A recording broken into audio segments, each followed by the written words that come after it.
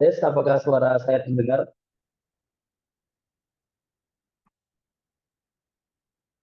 Oh, alhamdulillah kedengeran. Saya tadi kemute. Suaranya terdengar nggak, Mas? Sangat terdengar. Oke. Assalamualaikum warahmatullahi wabarakatuh. Waalaikumsalam warahmatullahi taala wabarakatuh. Tuh. Innal hamdalillah nahmaduhu wa nasta'inuhu wa nastaghfiruh wa na'udzubillahi min syururi anfusina wa sayyiati a'malina may yahdihillahu fala mudhillalah wa may yudlilhu fala hadiyalah. Asyhadu an la ilaha illallah wahdahu la syarikalah wa asyhadu anna Muhammadan abduhu wa rasuluhu la nabiyya ba'da amma ba'du. Alhamdulillah, kita masih dikumpulkan pada malam hari ini dalam keadaan sehat walafiat, dan kita doakan semoga teman-teman kita yang mungkin malam hari ini belum bisa ikut Zoom, belum bisa hadir pada malam hari ini, kita doakan semoga segera Allah sembuhkan, dan teman-teman kita yang belum diberi kesempatan untuk bisa join di sini, kita doakan semoga diberi kemudahan ke depannya. Amin ya robbal Hmm. alamin. Nah, insya Allah malam ini kita akan membahas sesuatu tema yang sangat bagus yang nanti akan disampaikan oleh Mas Bram, yaitu jangan jadi luka di hidup orang lain. Nah, di sini ya, sebelumnya itu ini salah satu juga mungkin menjadi introspeksi bagi kita bersama. Kita lihat yang kasus terbaru kan, kasusnya Timothy, mahasiswa Udayana di Bali yang meninggal karena dibully, bahkan ketika sudah meninggal pun masih dibully. Dan insya Allah nanti dari acara malam ini nanti apa yang disampaikan oleh Mas Bram nanti mohon diperhatikan, karena nanti akan sangat banyak ilmu yang kita dapat, akan sangat banyak pelajaran yang kita dapat, dan pastikan semuanya teman-teman sudah dalam keadaan siap, baik pikiran, kemudian bukunya jangan lupa disiapkan. Gimana nih teman-teman yang sudah hadir, sudah siap? Coba komen dulu. Mbak Skar sudah siap nih, Mbak Skar. Sudah ada 15 orang yang join. Gimana nih yang lainnya? Ada, Alhamdulillah siap. Ya, oke, agar acara kita pada malam hari ini eh, menjadi berkah dan ilmu yang nanti bermanfaat, marilah kita buka dengan membaca basmalah bersama-sama. Bismillahirrahmanirrahim. Kemudian, insya Allah materi yang kita hormati yaitu Mas Bram, kepada beliau waktu dan tempat kami persilahkan. Oke, cek. Ini suaranya udah aman ya? Aman, Mas? Oke, alhamdulillah. Oke, bismillahirrahmanirrahim. Alhamdulillahirabbil alamin. Wassalatu wassalamu ala asrofil anbiya'i wal mursalin. Sorry. Wa ala alihi wa sahbihi wa man tabi'ahum bi ihsanin ila yaumiddin. Qala Allah Ta'ala fi kitabil karim. A'udzubillahi minasyaitonir rajim. Bismillahirrahmanirrahim. Eh, Ya ayyuhalladzina amanu taqullaha haqqa tuqatih wa la tamutunna illa wa antum muslimun. Eh, Teman-teman semua yang hadir malam hari ini sebelumnya eh terima kasih sudah hadir gitu ya. Dan em, ini mungkin malam yang agak cukup ini ya. Apa eh meresahkan gitu ya, agak cukup merinding gitu. Karena ternyata kasus perundungan yang terjadi dalam apa yang terjadi tuh ternyata eh, nggak sekali dua kali aja gitu. Dan kasus apa ada udah banyak kasus sebenarnya gitu. Tapi yang Timothy ini sebenarnya apa ya, cukup menampar gitu ya. By the way kita turut berduka cita gitu atas wafatnya Timothy. Jat, beliau kalau nggak salah jatuh dari lantai berapa ya? Mungkin bisa di ini kalau nggak salah.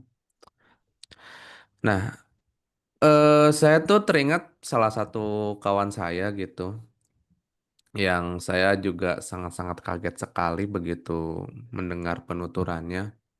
Dan eh, mungkin saja di antara teman-teman juga ada yang hampir pernah mengalami gitu. Jadi kawan saya ini, beliau itu mahasiswa UGM jurusan geodesi apa, kalau nggak salah geodesi gitu ya. Itu eh, saya biasanya discuss sama beliau soal F1 gitu ya, karena beliau yang nyemplungin saya ke F1 dan kita punya podcast gitu rutinan. Jadi setiap beres balapan kita review gitu. Nah, ada satu momen di mana beliau itu di kontak gak bisa, di telepon gak diangkat, di chat gak dibales gitu kan. Dan itu terjadi dalam kurun waktu 3 bulan. Itu lama sekali itu. Ya, dan saya mikir kayaknya beliau lagi sibuk kuliah gitu. Ya sudahlah, apa saya abaikan aja dan saya cari talent yang lain gitu yang bisa. Tapi ternyata satu hari setelah 3 bulan itu beliau WA gitu, minta maaf karena nggak apa namanya chatnya beliau chatannya dalam waktu 3 bulan tuh nggak dibales. Dan beliau cerita kalau sebelumnya beliau hampir saja gitu lompat dari lantai 7 apa lantai 8 satu gedung di Yogyakarta gitu. Di mana beliau mengalami kondisi yang ya sangat-sangat memprihatinkan secara psikis gitu, di mana mungkin beliau stres dengan studinya, kemudian keluarganya ada apa namanya ada masalah kayak gitu-gitu, dan sempat juga udah mulai ngiris-ngiris tangan gitu kan. Dan puncaknya yaitu, namun qadarullahnya malam itu apa, saya nggak tahu kejadiannya kapan, tapi intinya di momen itu ada seorang office boy yang memergoki beliau, dan sebelum beliau sempat terjun gitu, OB itu lebih dulu mengamankan beliau gitu. Dan sekarang alhamdulillah beliau sedang lagi rutin ini ya, rutin apa namanya konsultasi gitu eh, untuk merecovery mental gitu.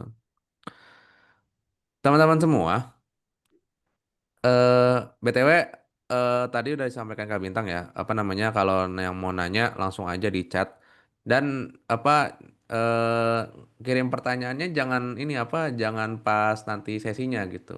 Ngirim pertanyaannya bisa sekarang juga silahkan gitu ya, supaya menghemat waktu gitu ya. Oke. eh Teman-teman semua,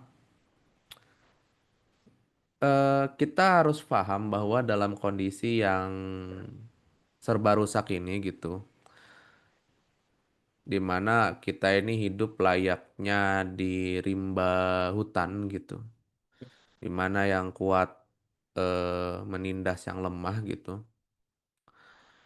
maka segala cara dilakukan oleh siapapun untuk mendominasi satu sama lain gitu, karena dalam pikiran manusia zaman sekarang gitu, di alam yang rusak ini, di lingkungan yang rusak ini gitu, lingkungan universal ya gitu. Salah satu cara atau bahkan satu-satunya cara untuk bisa bertahan hidup dalam lingkungan yang rusak ini adalah dengan mendominasi satu sama lain gitu. Nah, dominasi ini tentu saja dalam banyak bentuk ya gitu. Orang-orang kayak Timothy Ronald itu menganggap bahwa dominasi itu bisa dalam bentuk harta gitu ya. Maka untuk menjadi orang yang terpandang, maka caranya adalah dengan punya harta sebanyak-banyaknya. Ada juga yang melalui fisik gitu kan. Makanya kenapa sekarang ada banyak ya apa namanya fenomena-fenomena glow up gitu. Yang sebenarnya walaupun glow up itu sendiri nggak salah, Tapi ketika tujuannya adalah untuk mendominasi manusia satu sama lain, tentu itu bukan sesuatu yang patut dibenarkan gitu ya. Nah, selain itu juga bentuk dominasi itu juga bisa dalam bentuk intimidasi. Nah, inilah yang kemudian dinamakan dengan bullying gitu, ya. Nah, dan bullying ini tuh ada banyak bentuknya ya teman-teman. Jadi bullying itu nih nggak cuma soal bullying fisik gitu. Dan saya yakin kayak apa? Dan saya yakin mendiang siapa? Sorry. Dan saya yakin mendiang yang meninggal kemarin itu saya yakin pembulian itu nggak cuma dalam bentuk fisik gitu. Ya, mendiang Timothy ya. Jadi saya bisa memastikan bahwa mendiang Timothy itu dia tidak hanya dibully secara fisik, tapi juga dibully dalam aspek lain-lain, verbal, bahkan mungkin eh, dalam apa namanya cyberbullying gitu. Nah, jadi eh, sekarang tuh sudah menjadi sebuah apa ya? Sudah menjadi sebuah hal yang biasa. Sebenarnya saya tuh nggak mau mewajarkan ya, tapi karena saking banyaknya kita tuh sampai udah terlalu biasa untuk melihat praktek-praktek ini gitu. Dan ya mungkin saya adalah salah satu di antara orang-orang yang juga jadi korban gitu kan. Ya, bahkan saya ingat ketika eh, bahkan saya ingat cerita ibu saya ketika saya lahir itu 6 bulan kemudian baru ketahuan lah kalau saya tuh autis gitu kan. Ya, tidak seperti anak-anak pada normalnya lah gitu kan. Terus mereka banyak orang gitu termasuk keluarga besar tuh yang ibaratnya inilah membuli ibu saya waktu itu dengan dengan menganggap bahwa yaitu anak gagal lah, cipta apa namanya dikutuk lah kayak gitu-gitu. Tapi eh ketika ibu saya tahu kalau saya autis gitu, maksudnya setelah melihat gejala-gejala gitu, maksudnya gejala-gejala itu kan mungkin kalau buat ibu-ibu yang udah punya anak gitu, kan bisa dilihat tuh dia di normalnya di usia segini harusnya udah bisa ini, tapi kok belum, nah, biasanya ada tanda-tanda gitu kan. Nah, ibu saya waktu itu bertekad gitu bahwa ibu saya akan membuat saya seperti anak normal pada umumnya. Dan akhirnya ibu saya usahakan itu, ya, mengusahakan untuk apa status normal itu.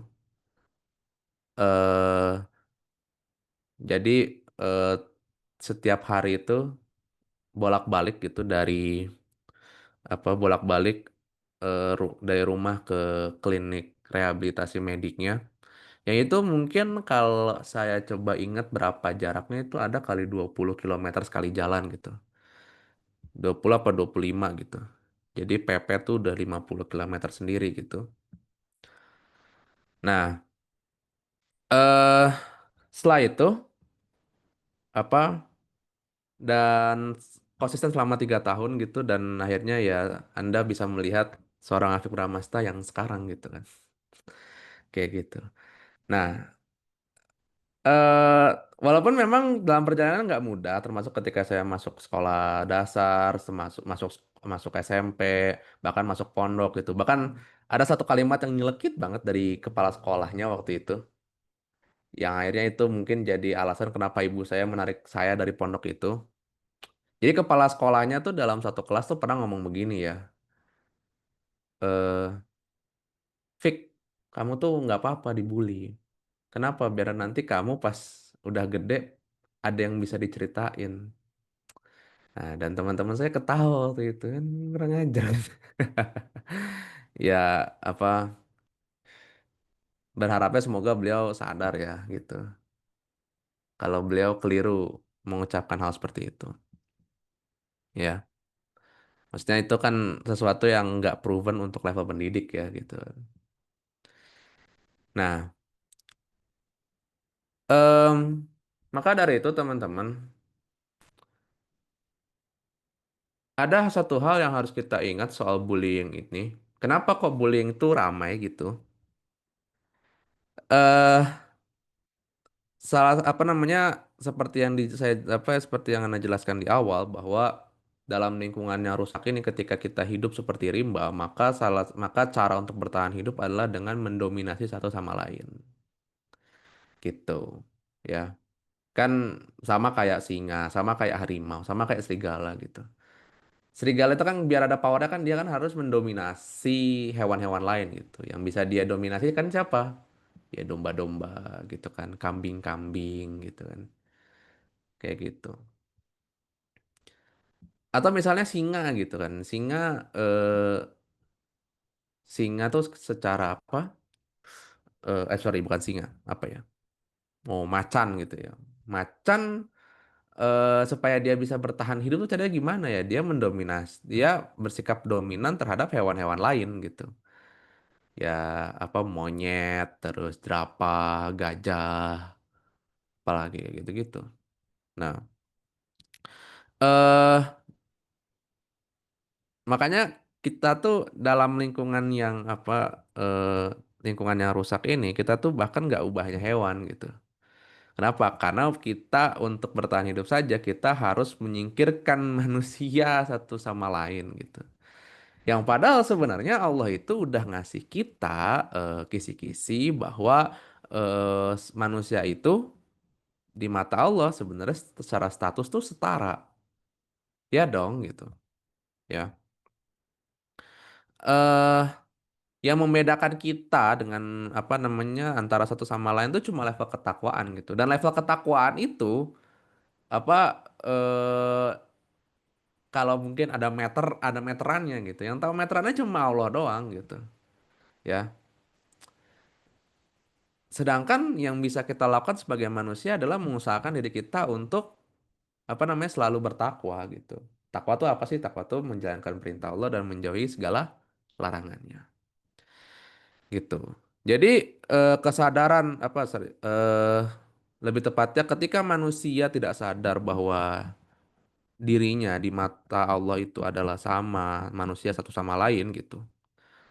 Dan dia apa namanya eh ibaratnya tidak lebih tepatnya apa ya?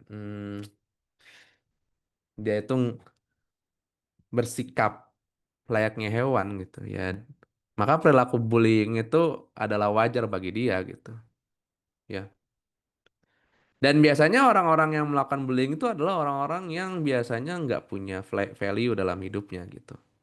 Ya. Terlihat kok, banyak kawan-kawan saya gitu yang dia tuh bullying itu adalah orang-orang yang kalau ditanya bisanya apa ya nggak ada gitu kan. Dia misalnya cuma bisa mukul gitu, cuma bisa mukul. Ini siapa ini yang loading whiteboard nih? Wait, wait, wait, wait. Ini siapa ya? Oh, wait, wait, wait. Oh, kayaknya ada yang kepencet. Oke. Eh, kalau teman-teman saya tuh yang apa? Yang mereka suka bully itu biasanya ada orang-orang yang nggak punya value gitu. Atau intinya mereka nggak punya sesuatu yang bisa dibanggakan gitu. Maka caranya adalah dengan dengan yaitu apa? Menzalimi orang lain gitu. Supaya terlihat punya value kayak gitu. Ya. Eh Ada satu analisis yang saya sebenarnya merasa analisis ini agak kurang tepat untuk dikeluarkan sekarang gitu. Prof. Felix Zulhenry, mungkin teman-teman tahu gitu. Itu ada satu bikin analisis ketika kasusnya Timothy itu, di mana beliau bilang bahwa dengan zaman seperti sekarang ini, maka salah satu cara untuk kita terhindar dari bullying adalah dengan kita mengupscale value gitu. Jadi apa namanya? Secara looks kita harus meyakinkan, secara apa gitu-gitu. Masalahnya adalah orang-orang yang suka bullying itu ya, dia tuh akan selalu mencari pelampiasan dimanapun gitu. Ya, maksudnya ketika dia tidak punya apa, ketika dia nggak punya target untuk dia apa ya, untuk dia apa-apain gitu ya, dia bakal nyari itu dan itu pasti dicari kemana gitu kan, kayak gitu. Ya, dan entah kenapa ada aja yang kena gitu kan. Biasanya apa eh, nongkrongnya tuh di pojok-pojok kampus, apa di pojok-pojok sekolah gitu-gitu. Di pojok-pojokan lah gitu. Kayak gitu. Nah, maka dari itu teman-teman, eh perilaku bullying ini secara langsung dan tidak langsung adalah dampak dari bagaimana lingkungan kita yang sangat-sangat rusak ini, yang dimana kita tidak sadar bahwa secara status kita itu sama, ya. Baik horizontal gitu ya, horizontal tuh garis mendatar maupun vertikal, vertikal tuh garis menanjak gitu. Itu kita tuh secara status sama. Kita dengan presiden tuh sama, kita dengan raja-raja tuh sama, kita dengan para pemimpin dunia tuh by status tuh sama sebagai manusia, gitu ya. Wah, nanti ada yang GR ntar, jangan ya. Tapi iya, kita secara status gitu, ya, secara status dengan apa? Dengan presiden, dengan perdana menteri, dengan raja-raja, bahkan dengan presiden presiden Trump sekarang, kita tuh secara status sama, guys. Sama kita itu, ya. Nah, yang membedakan apa? Yang membedakan adalah status apa? Yang membedakan adalah tingkat ketakwaan kita di hadapan Allah gitu. Kayak gitu. Itu secara filosofis ya, secara filosofis. Nah, ketika kita sudah menyadari bahwa kita apa namanya, bahwa kita tuh secara status di hadapan Allah itu sama gitu, maka kita akan memperlakukan manusia sebagaimana layaknya manusia gitu. Kayak gitu. Kalau bahasa kerennya sekarang, memanusiakan manusia. Nah, kayak gitu. Kalau kita sadar akan status itu. Nah, tapi sekarang ketika apa namanya, ketika lingkungan kita itu adalah lingkungan bersaing, bukan bersaing sih lebih tepatnya, saling menjatuhkan satu sama lain gitu. Maka segala upaya akan dilakukan, termasuk adalah dengan apa namanya, melakukan eh, dominasi secara mental kepada orang lain yang dianggap inferior, yang dianggap lemah, kayak gitu. Nah, eh lalu yang bisa kita apa namanya, yang bisa kita lakukan sebagai korban tuh ya caranya gimana ya? Mungkin cara yang paling ampuh untuk sekarang adalah ya menjauh gitu, ya. Menjauh dan itu em, menjauh itu dalam banyak hal ya, bisa kita apa namanya, apa, bisa kita blok atau apa kayak gitu. Lalu nanti kalau ada pertanyaan, tapi kan saya kan bergantung hidup sama dia gitu. Nah, perlu diingat bahwa manusia di dunia ini banyak, guys. Dan Allah itu pintu rezekinya di mana-mana. Jadi ketika kita itu mau merelakan diri kita untuk lepas dari lingkungan yang tidak Allah ridhoi, yang kita anggap toksik itu, menuju sebuah lingkungan yang suportif, yang dimana kita itu didukung atau disupport gitu. Maka result atau hasil yang kita dapatkan tuh juga pada apa namanya, pada akhirnya juga jadi pahala buat mereka gitu. Kenapa? Karena mereka memperlakukan kita layaknya manusia dan diharapkan kita memperlakukan orang lain juga layaknya mereka memperlakukan kita gitu. Ya. Seperti ibu saya gitu ya. Ibu saya tuh ekstrim sekali di mana eh saya tuh dalam perjalanan pendidikan saya tuh, saya cuma SD doang yang full dari kelas 1 sampai kelas 6 gitu. Pas SMP saya tuh cuma dari kelas 1 sampai kelas 2, lalu saya dipindahkan karena kasus bullying dan macam-macam lah gitu. Dari kelas 3 SMP sampai kelas 2 SMA di pondok. Tapi karena satu kasus tadi gitu yang bullying itu ditambah dengan progres saya yang mentok, akhirnya saya dipindahkan pas kelas 2 semester 2 gitu. Dan ibu saya nggak ragu waktu itu ya.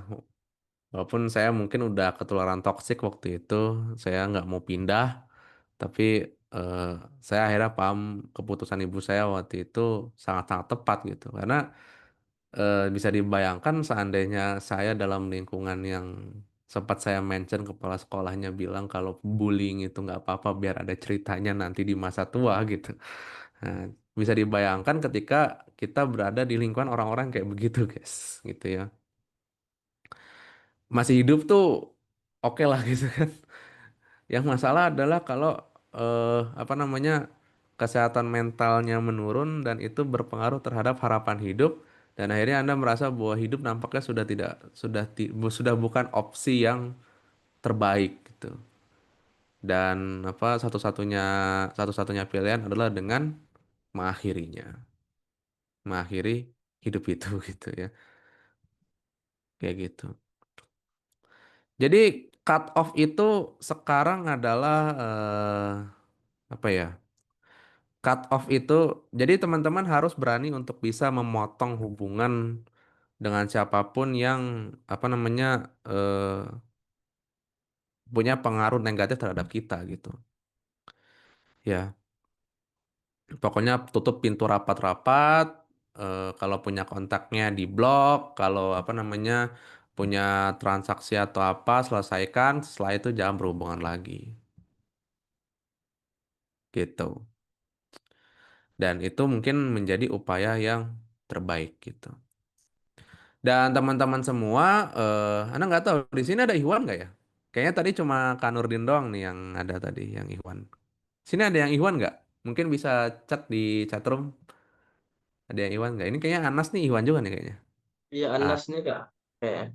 iya kayaknya kayaknya Ikhwan kayaknya. Ini sisanya Ahwat semua ya. Ya. Em, to- dan apa namanya?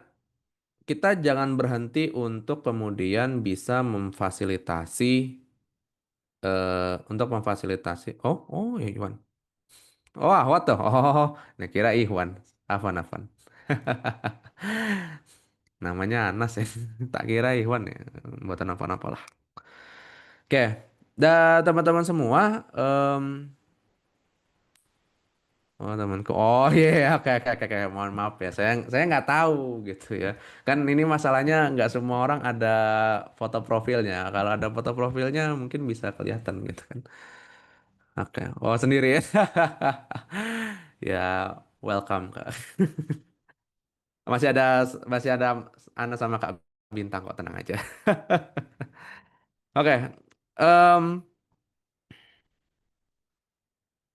Lalu untuk menanganinya gimana tuh?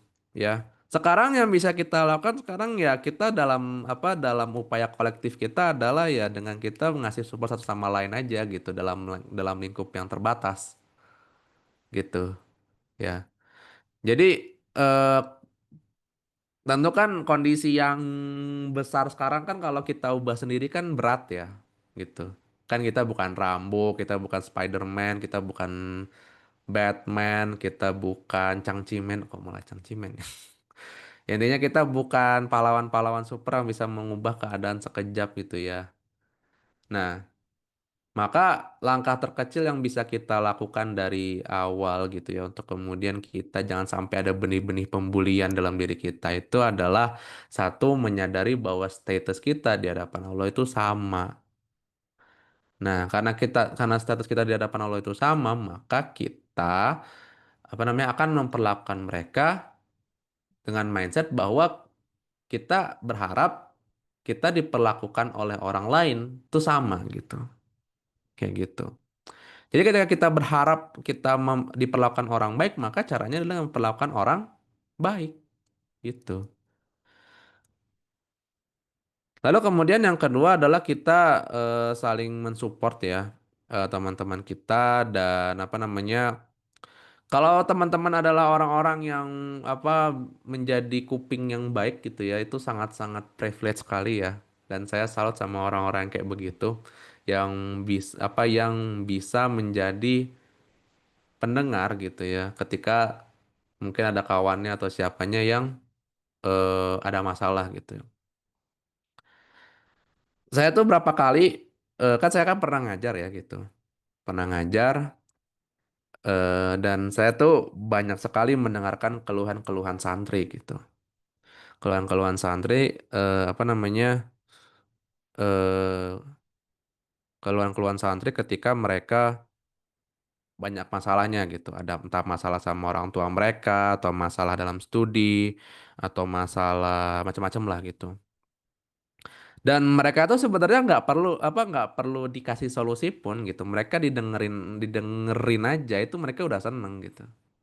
Ya.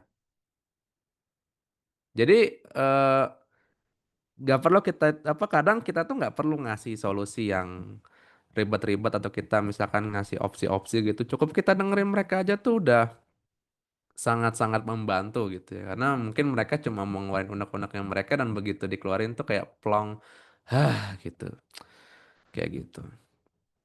Dan apa namanya tingkatkan apa namanya oh alumni santri juga.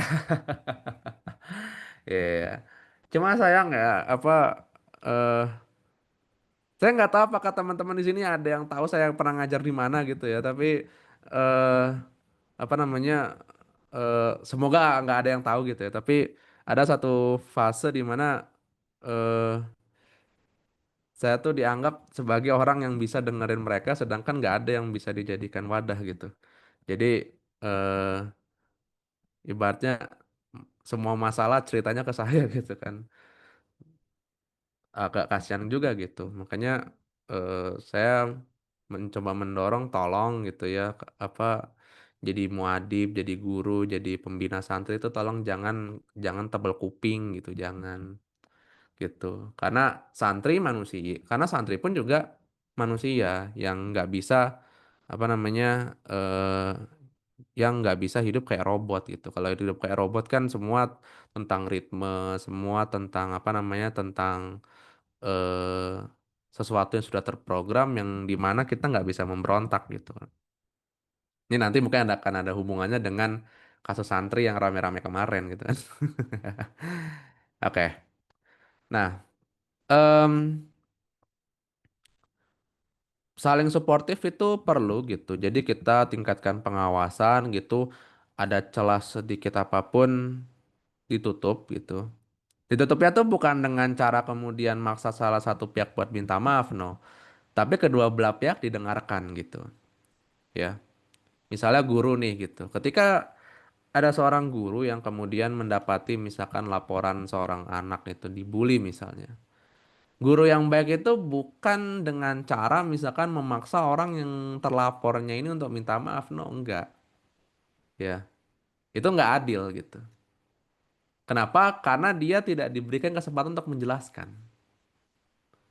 Nah, guru yang baik itu adalah ketika misalkan ada yang melapor, anaknya nih misalnya, ada satu anak misalnya inisial A melapor kalau dia di apa-apain sama si B.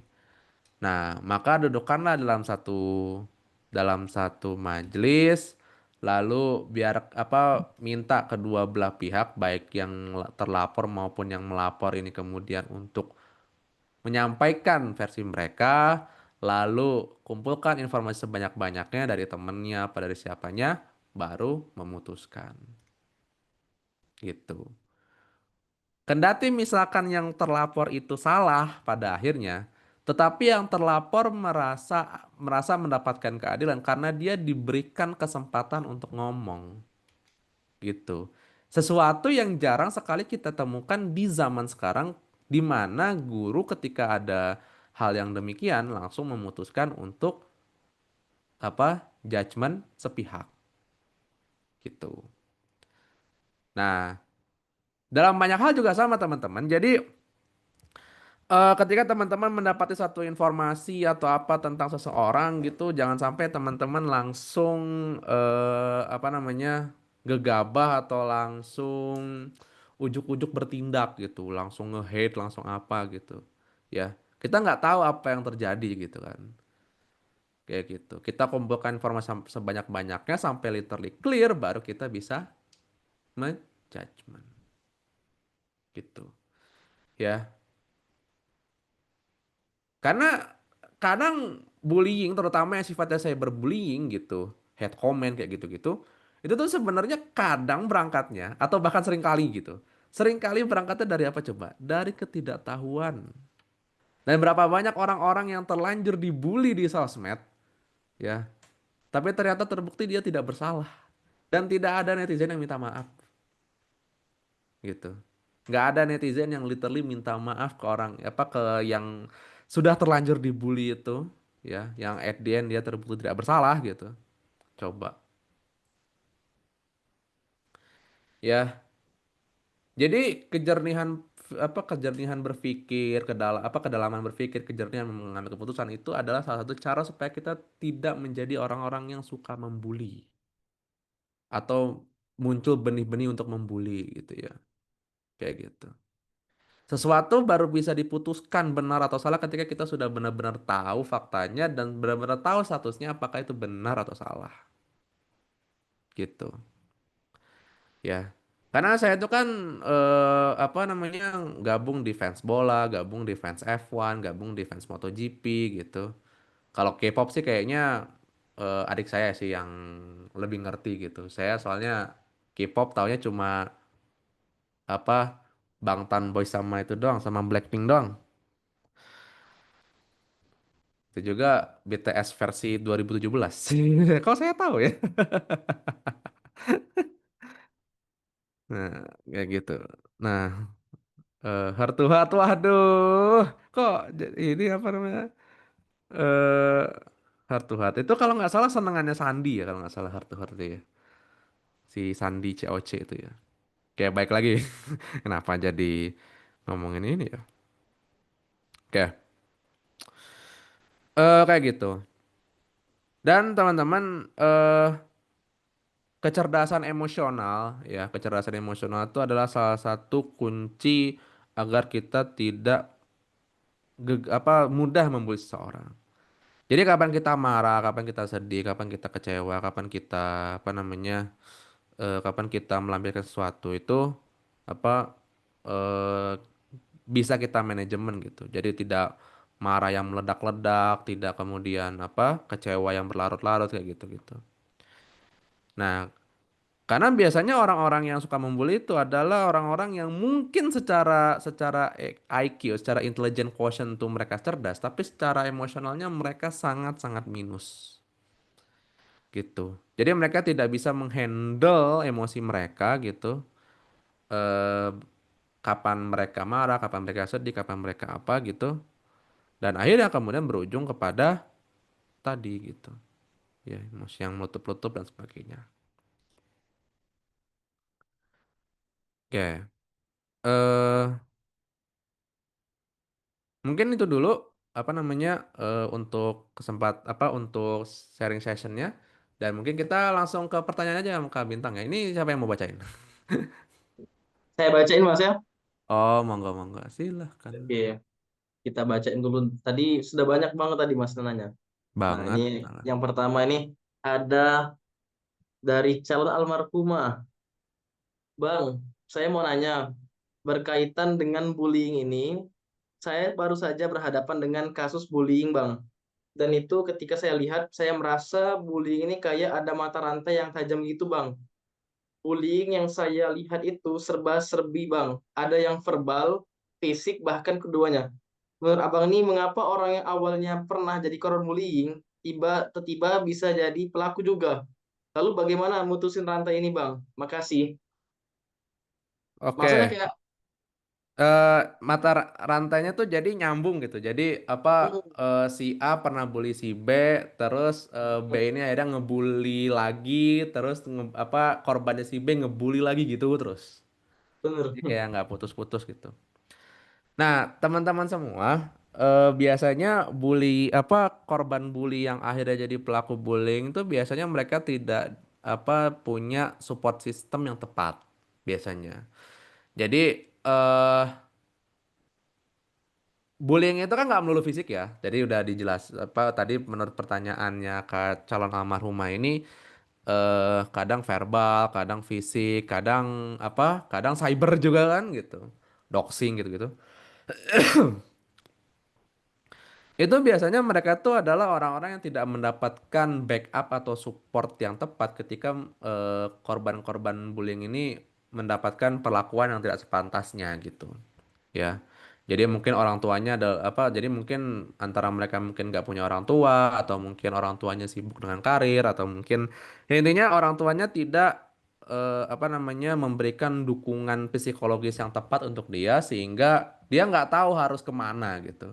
Dan teman-temannya juga nggak bisa jadi support karena bahkan mungkin bisa jadi pelakunya ya teman-temannya gitu atau misalnya sekolah gitu yang sebagai institusi pendidikan mungkin tidak mau campur tangan atau bahkan justru membenarkan ya kayak kepala sekolah saya tadi gitu kan. Nah, jadi kalau menurut saya kenapa kemudian em, mata rant apa kenapa terjadi mata rantai seperti itu karena orang-orang yang bullying yang menjadi korban bullying ini tidak mendapatkan treatment yang tepat atau tidak mendapatkan support yang semestinya ketika mereka menjadi korban bullying gitu. Dan support itu datang dari orang tua, datang dari lingkungan, datang dari teman-teman, dan datang dari sekolah sebagai institusi pendidikan gitu. Ya, yang dimana eh kalau dia mungkin tidak rusak sendiri, mungkin dia akan merusak orang lain gitu. Nah, itu yang berbahaya gitu ya. Kayak gitu. Lalu cara memutusnya gimana? Kalau dalam level kita, dalam level skup kecil korban mungkin ya dengan diberi support gitu. Support tuh nggak melulu dia nggak jangan dinasehatin, jangan.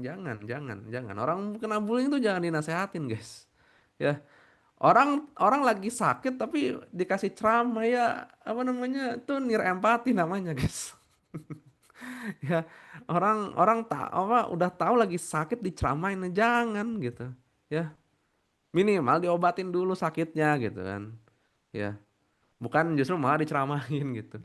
Ya. Kan kadang-kadang ada tuh orang-orang aneh gitu, orang lagi jatuh gitu ya. Jatuh nih dari sepeda atau dari motor, malah diceramahin. Ya diobatin dulu lukanya. Udah beres macam-macamnya baru diomelin gitu. Ya. Apalagi ibu-ibu zaman sekarang tuh. Anaknya apa? Anaknya jatuh dimampus-mampusin. Tuh ibu macam apa gitu kan. Coba ya kayak gitu. Jadi cara memutusnya gimana? Diberikan support yang tepat gitu ya.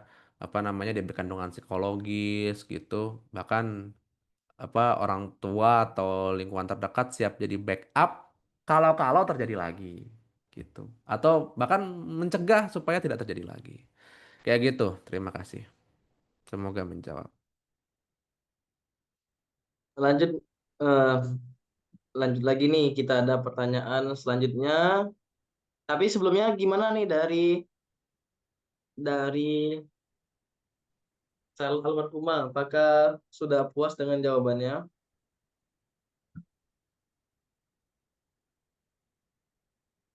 Atau kita langsung lanjut ke pertanyaan selanjutnya, Kak? Oh, silakan silakan. Oke, terjawab Kak Bintang. Oke, kita lanjut. Di sini ada izin tanya ya, Kak. Kalau ada temen yang bilang pengen bunuh diri karena ngerasa udah nggak sanggup, tapi kita cuman bisa nguatin dia lewat chat karena jaraknya jauh. Apa yang sebaiknya kita lakuin biar dia tetap ngerasa nggak sendirian? Soalnya aku pun lagi ngerasain hal yang sama. Kadang hidup terasa berat banget, apalagi di dunia yang kayaknya cuma menghargai orang kalau udah punya pencapaian hebat. Tapi di tengah rasa lelah itu, aku tetap berusaha nguatin dia biar nggak nyerah. Apa harus baca buku seporsi mie ayam sebelum mati dulu ya, Kak? Tapi BTW guys, saya tuh tadinya bingung loh. Ini maksudnya apa sih sempat sebelum mati gitu? Penasaran Hmm. gitu kan. Lalu saya tuh beli tuh. Dan itu buku nggak, dan itu kayaknya karena mungkin kita tuh masalahnya sebanyak itu ya. Itu buku top apa, first top seller Gramedia, Gramedia guys. Iya, Di bener, bener, toko Mas. bukunya Gramedia tuh itu tuh buku jadi nomor satu gitu. Maksudnya tuh mungkin saking banyak yang masalah kita gitu sampai sampai buku seporsi mie ayam sebelum mati itu sampai nomor satu gitu ya. Mungkin apa, siapa penulisnya tuh Kak Krisna siapa tuh namanya?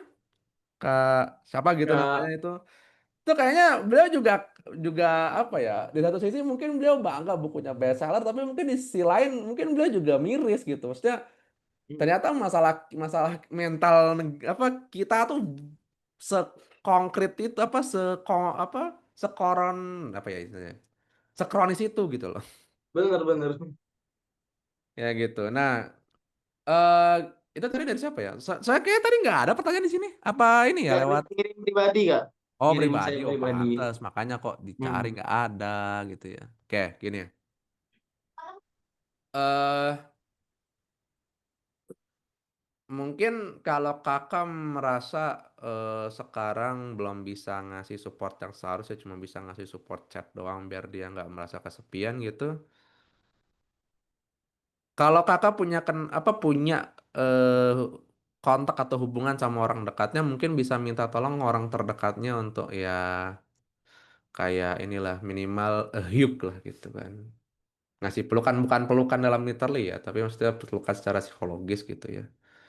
Karena sebenarnya orang-orang kayak gitu tuh apa eh butuh orang apa butuh orang-orang yang mendampingi mereka biar eh tetap waras lah gitu. eh saya ingat ada ada satu case lagi gitu. Jadi eh jadi ini teman teman kenal dari satu satu pameran film gitu dan kita discuss banyak, dia walaupun dia beda agama gitu. Nah, satu hari eh dia tuh ngabarin kalau dia ini apa masuk rumah sakit. Dan masuk rumah sakitnya itu bukan main-main gitu. Jadi dia masuk rumah sakit waktu itu karena kasus ini. Karena kalau nggak salah batu ginjal kalau nggak salah. Dan dia tuh masih 20 loh guys. Masih 20. Jadi masih sangat-sangat muda gitu. Nah, eh dia waktu itu tuh udah dalam dalam apa ya? Dalam fase ibaratnya kayaknya gua nggak lama lagi deh gitu. Masa sampai dia ngomong-ngomong gitu, gitu. Nah, apa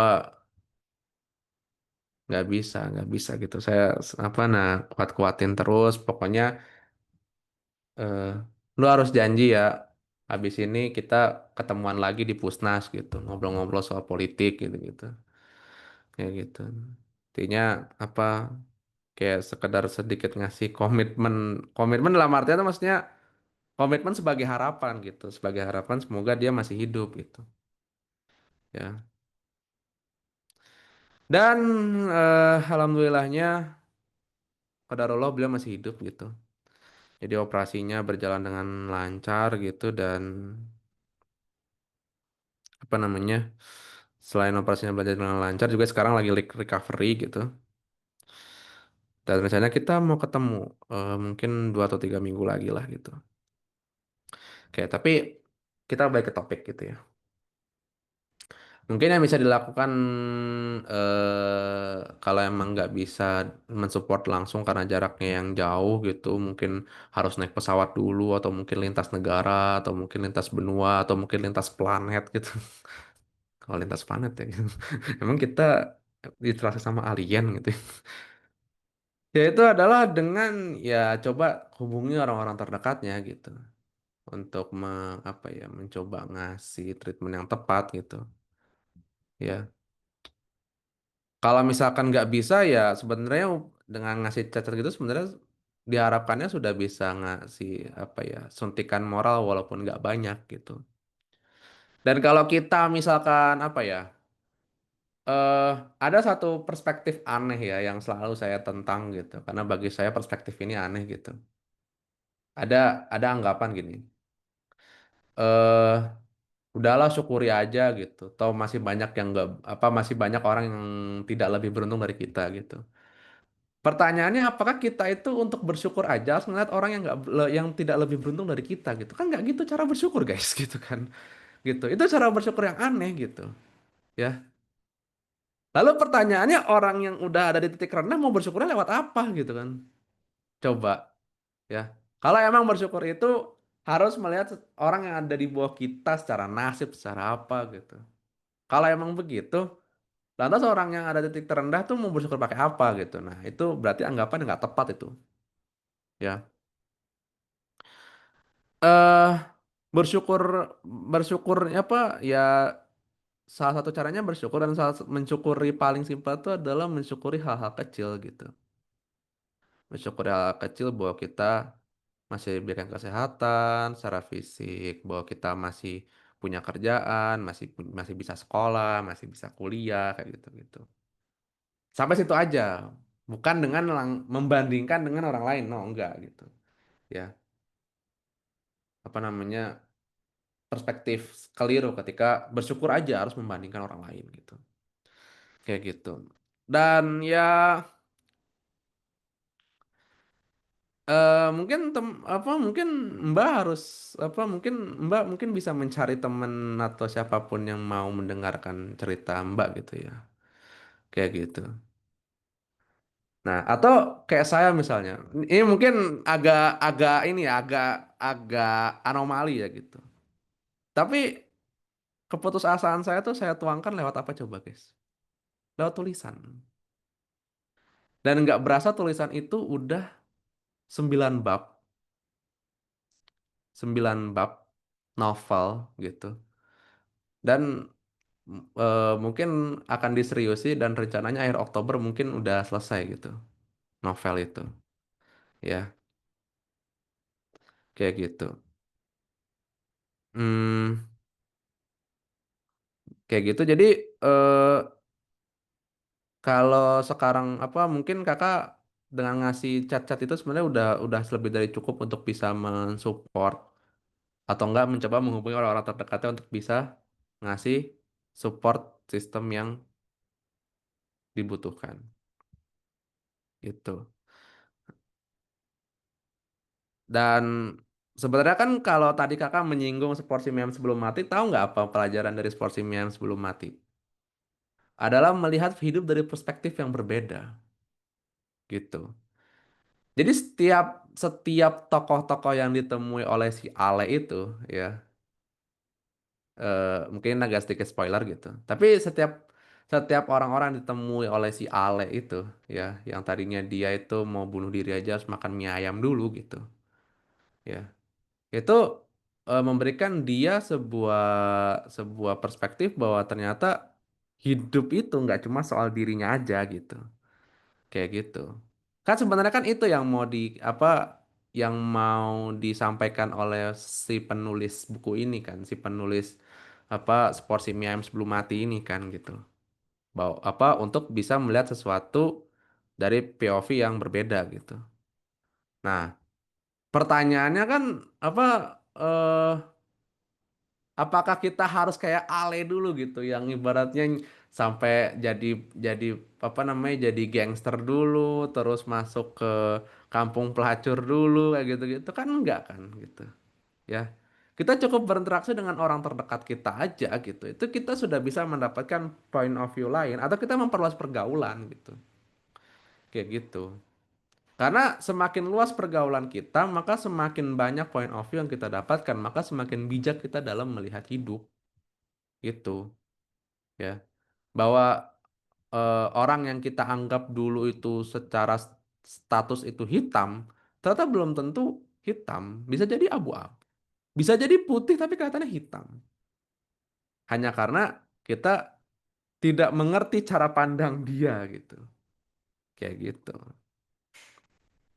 oke semoga menjawab saya kembalikan ke Kak Bintang. Gimana nih? dari Mbak tadi kan karena tadi Mbaknya bertanya jadi kayak privasi, gimana Mbaknya? Apakah ada yang masih pengen ditambahkan?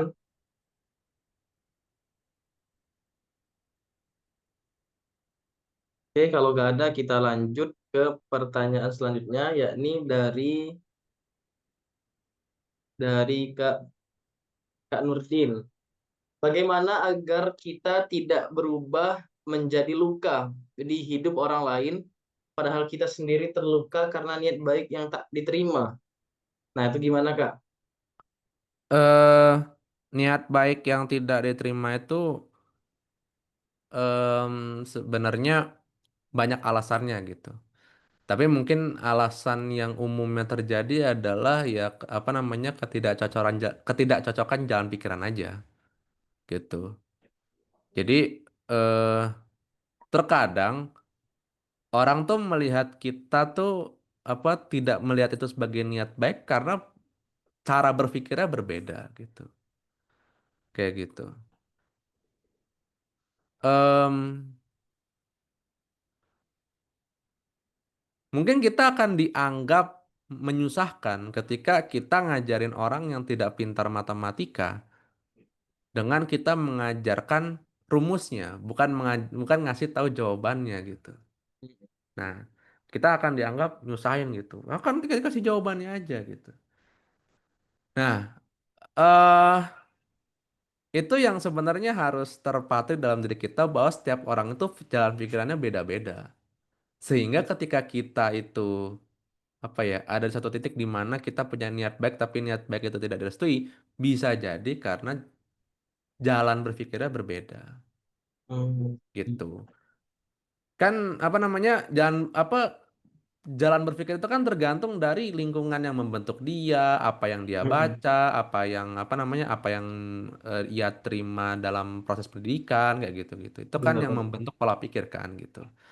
Nah, mungkin bisa jadi proses kita gitu, proses kita dalam belajar, dalam apa namanya, dalam developing gitu.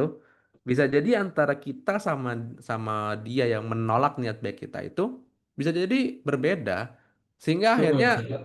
tidak ketemu tuh jalan pikirannya gitu. Kayak gitu. Mungkin yang satu menganggap ya udah saya antar pakai mobil aja. Tapi yang satunya mikir ya udah kenapa nggak dipesenin gokar aja gitu, gitu. Nah, kayak gitu-gitu. Jadi sebenarnya eh, ketika kita ketika kita sudah bisa menyadari bahwa jalan pikiran orang itu beda-beda gitu, maka kita bisa memaklumi ketika kita punya niat baik, tapi niat baik itu tidak mendapatkan approve gitu. Karena bisa jadi itu adalah karena jalan berpikirnya kita dan beliau atau mereka atau dia itu berbeda gitu. Saya kembalikan ke Kak Bintang. Terima kasih. Oke, gimana nih dari Kak Nurdin terkait dari jawaban Kak Bram tadi? Udah lagi nih. Oke, Terima kasih Kak sama-sama. jawabannya. Semoga saya juga bisa belajar untuk tidak jadi luka di hidup orang lain. Amin. Saya juga dulu pernah kayak gitu Mas, pernah ngerasain dibully kan. Jadi kayak ketika ngelihat yang lebih di bawah kita tuh kayak ngerasa pengen melampiasin ke dia ya, ke orang lain. Tapi nggak sampai. Ternyata memang ada rasa kayak gitu tuh ada Mas. Kayak kita pengen Memang, lampiasin ke orang lain. memang. Eh, itu kan, ya itu. Nah, tapi nanti ini akan jadi percakapan yang agak personal gitu. Jadi saya nggak akan ngulik-ngulik lah gitu. Tapi maksudnya, maksudnya kalau seseorang itu sudah mendapatkan penanganan atau kemudian mendapatkan support psikologis atau support mental yang tepat gitu, perasaan-perasaan kayak gitu tuh minim atau bahkan nyaris nggak ada gitu. Kenapa? Karena eh, sudah ada kemudian tempat untuk menuangkan keresahan-keresahan atau mungkin rasa-rasa atau mungkin kayak letupan-letupan itu gitu kan. Kayak gitu. Nah, Sedangkan kalau misalkan itu apa tidak ada yang mensupport, tidak ada yang mencoba untuk kayak apa ya, memberikan pelukan secara psikologis gitu kan, yang terjadi adalah itu mirip kayak ini apa nahan nahan ini nahan nahan apa nahan air di apa nahan nahan laju air gitu. Mm-mm. Kayak gitu. Pada titik tertentu dia akan banjir gitu. Kayak gitu. Gitu Kak Oke, Bintang. kita lanjut ya Mas ya ke pertanyaan selanjutnya. Eh, ini ada pertanyaan bagus nih dari Kang Almarhumah lagi. Bang, kenapa orang yang menjadi pelaku bullying ini kayak merasa superior gitu? Ini ritme yang sama sejak dulu, punya rasa superioritas tinggi, tapi saya merasa orang bullying ini kayak perlu dikasih atau dipatahkan egonya. Menurut Abang, baiknya gimana? Karena nggak, Anda lupa ini hadis atau ungkapan ungkapan bijak ya. Tapi katanya kan sombong di hadapan orang sombong itu kan adalah sedekah kan gitu. Iya, bener. Oke. Nah, mungkin bisa dicek ya, mungkin apakah itu hadis atau itu ungkapan bijak gitu. Tapi kadang orang-orang yang punya ego tinggi itu emang kadang-kadang harus apa ya, harus dipatahkan sepatah-patahnya gitu. Kayak gitu. Bahwa dunia ini tuh nggak cuma soal dia Mm-mm. gitu. Nah, tapi matahinnya tuh perlu strategi gitu kan. Makanya Kalau yang kenapa eh apa mesti apa itu apa meeting apa apa? nah, Enggak, dia Jadi, belajar aja. nah, gini. Kalau teman-teman adalah orang yang baru pertama kali belajar bela diri, terus teman-teman langsung menghadapi orang yang jago belajar bela diri, udah pasti teman-teman kalah dong, ya nggak? Jelas kan gitu kan. Nah, mm-mm. berarti caranya gimana? Caranya jangan apa namanya? Jangan langsung ngelawan, jangan. Ya, ngelawannya tuh bisa banyak cara gitu. Banyak cara untuk bisa menaklukkan orang-orang kayak gitu tuh banyak caranya. eh Tadinya saya mau ngajarin satu cara tapi enggak deh. Saya takut berdosa menggunakan cara ini gitu. Karena cara ini agak cenderung mengadu domba gitu. Tapi jadi enggak deh, enggak akan saya kasih lah gitu. Karena saya sudah pernah melakukan ini dan ternyata berhasil gitu. eh tapi yang jelas saya setuju bahwa apa namanya caranya gimana? Oke guys, ini cerita aja ya. Jadi tolong jangan dipraktekkan gitu. Jadi eh waktu saya di pondok itu, yang saya cerita kepala sekolahnya itu. Jadi itu ada kepala sekolah, ada kiai gitu. Jadi beliau berdua itu adalah dua sosok dan dua entitas dan dua jabatan yang berbeda, kayak gitu. Untuk pengantar gitu. Nah, jadi saya itu dicalonin sama ketua OSIS yang sebelumnya jadi calon ketua OSIS gitu. Nah, terus waktu itu apa namanya? eh oh ya. Oke, terus waktu itu apa? Saya tuh dicalonkan bersama dua orang lainnya yang secara kemampuan tuh oke lah gitu kan. Bukan oke lagi, bahkan OP gitu kan. Kayak gitu. Bentar, ini kayaknya beliau lagi nih. Oke, dimatiin dulu. Nah, terus waktu itu eh setelah setelah itu kemudian saya apa intinya diumumkan lah gitu kan di hadapan kiai bahwa saya dengan dua orang lainnya ini apa ketiganya adalah calon ketua OSIS pagi-pagi. Nah, malamnya setelah satu agenda apa gitu, saya ngobrol sama kiai berdua gitu di pendopo. Habis satu acara, beliau lagi makan nasi goreng gitu. Terus beliau ngomong gini, pemimpin itu adalah orang yang bisa ngambil keputusan, bukan orang yang bisa bukan cuma orang yang bisa diajak ngomong gitu. Dan saya tahu itu ngarahnya ke saya. Kenapa? Karena saya adalah orang yang paling friendly di antara tiga calon, di antara calon ketua OSIS itu gitu. Karena saya cukup supel lah gitu. Maksudnya eh, bisa bergaul dengan kalangan siapapun, bahkan kalangan yang ibaratnya dianggap sama guru-guru tuh bandel lah kayak gitu-gitu.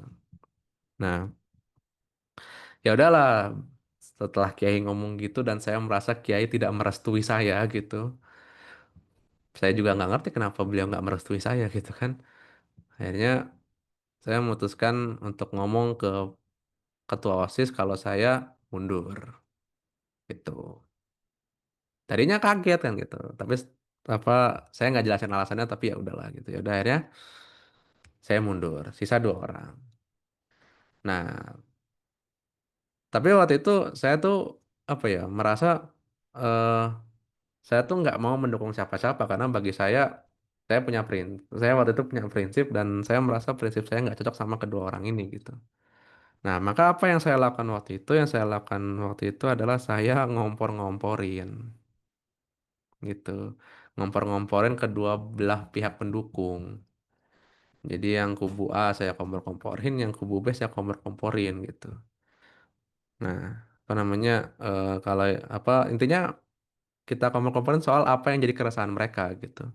Jadi ibaratnya, wah kalau kalau lu ini mah nggak bakal apa kayaknya kalau dia yang terpilih lu mah nggak bakal ini nggak bakal dianggap gitu. Maksudnya kan dia kan anak pinter kayak gitu. Nah, dan anda semua tahu apa yang terjadi, mereka berantem berantem sampai hari pemilihan gitu kan. Dan lucunya adalah pas hari pemilihan saya nggak ada. Kenapa? Karena saya izin ke Kiai ke kota seberang ngambil abon. Laper gitu kan. Kayak gitu. Ya jadi apa ya itu sedikit cerita lah tapi tolong jangan diterapkan ya. Ya kayak gitu ya. Oke. Apa anggaplah itu apa namanya sedikit intermezzo lah kayak gitu. Jadi ya jangan dilawan langsung guys, tapi caranya adalah ya apa namanya eh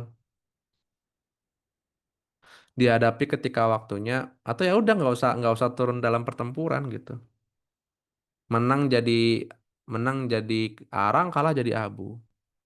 Itu yang jadi nasihat dari salah satu guru saya gitu. Untuk saya tuh nggak untuk saya tuh mampu menahan emosi gitu. Karena ketika kita tuh bertarung untuk sesuatu yang sebenarnya nggak ada sesuatu yang bisa kita dapat gitu. Ya apa? Menang jadi arang, kalah jadi abu gitu. Jadi nggak ada yang mending gitu. Kayak gitu. Oke, itu aja. Balik lagi ke Kak Bintang. Kita gimana nih dari Mbak dalam almarhumah tadi? Apakah sudah puas dengan jawabannya? Tadi ada yang ngirim ini, Mas. Ada yang ngirim ke saya pribadi kan pertanyaan. Kita lanjutin dulu ya yang ini. Pertanyaan ini. Ngomong nggak? Pertanyaannya itu adalah begini. Saya adalah korban bullying. Korban bullying sejak kecil. Bullying tersebut membuat saya berubah. Kepribadian saya berubah. Saya tadi dengan apa? Dengan kalau kita itu butuh support. Tapi saya merasa belum pernah dapat support itu secara langsung ya. Saya rasa juga saya setelah mengalami masa bullying itu, saya jadi berpikir tidak mau jadi pelaku bullying. Saya belum sembuh traumanya, tapi saya mencoba sembuh sendiri. Susah ya ternyata. Kadang suka terdistraksi ketika ada suatu kejadian yang itu buat saya keingat dengan masa lalu. Saya benci dengan diri saya, tapi saya juga benci dengan pelaku itu. Lantas gimana? Semoga dapat dipahami ya. Makasih. Nah, gimana tuh Mas? Jadi eh, beliau ini pernah menjadi korban sekaligus pelaku. Dan beliau ini menyesal ketika menjadi pelaku dan selalu teringat ketika beliau BTW sebentar. Kakak yang ngirim pertanyaan tadi kalau boleh tahu itu dari usia berapa ya?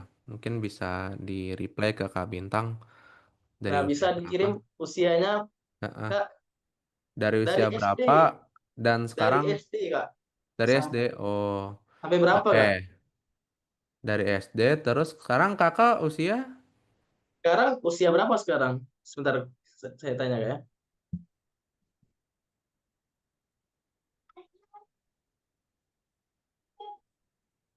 Atau nggak usah Sekarang sudah lulus spesifik? kuliah Kak. Sudah lulus Wow, kuliah. minimal 23 apa 24 tuh minimal. Jadi itu Itu eh, 20 Kak. eh, lulus kuliah apa lulus SMA mau Dua-dua kuliah? ya, 23, 23. Ah ya, ya 23. pokoknya 23 atau 24. SD itu usia 7 tahun. Berarti Lama. lama, belasan tahun itu. Dan ya eh saya cuma mau menyampaikan satu kata buat kakak siapapun itu. Eh, nggak ini ya kak, nggak mau disebutin namanya ya, ya nggak apa-apa lah. Eh, Soalnya itu pertanyaan dari kayak nitip, pertanyaan oh nitip Kak. nitip, oke oke oke oke. Hmm. Eh satu kata yang cuma aku mau apa yang mau saya bisa sampaikan untuk kakak yang bersangkutan, kakak hebat. Boleh sedikit klarifikasi tak Kak? Oh, bukan bukan pelaku Kak.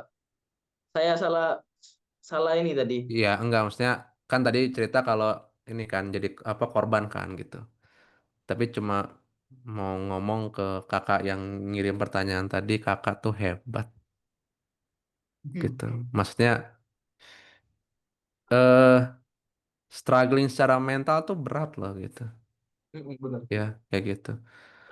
Eh orang yang tangannya hilang satu, yang kakinya hilang satu, yang udah nggak bisa dengar, yang udah nggak bisa melihat, tapi dia masih punya semangat untuk hidup gitu.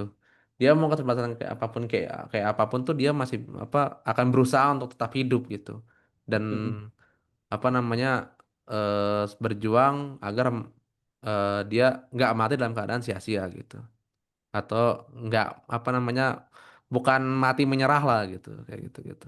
Nah, sedangkan orang yang secara fisik sempurna tapi secara mentalnya hancur tuh apa eh, kerentanannya jauh lebih besar karena kan mental itu kan yang menjadi kayak semacam komandonya dia kan kayak gitu gitu. Nah, em, ini jujur berat Kak gitu. Maksudnya eh ketika kakak nggak dapat support yang seharusnya seperti yang dijelaskan di awal gitu dan eh kakak kemudian mencoba untuk berjuang sendiri gitu. Melawan dua sisi di mana kakak di satu sisi kayak benci diri sendiri gitu tapi di sisi lain berusaha untuk tidak membuli gitu dan dan menyatakan ketidaksukaan terhadap para pelaku apa bullying gitu. eh Mungkin yang bisa kakak lakukan sekarang gitu ya, ya mencari orang-orang yang suportif itu sih kak. Maksudnya eh belahan apa bumi bumi Allah tuh luas kak gitu. Dan di antara setiap inci bumi Allah yang luas itu akan ada orang-orang yang ibaratnya baik lah gitu. Ya, mungkin nggak harus dalam interaksi langsung, tapi dalam interaksi di sosial media atau interaksi virtual gitu itu mungkin udah apa ya bisa jadi support moral walaupun nggak banyak sih gitu. Ditambah juga ya mendekatkan diri kepada Allah Subhanahu Wa Taala itu penting banget gitu ya. Apa kalau kakak mungkin adalah orang yang secara ibadahnya rajin apa namanya tidak hanya sholat wajibnya saja tapi juga amal tambahan sunahnya pertahankan gitu ya.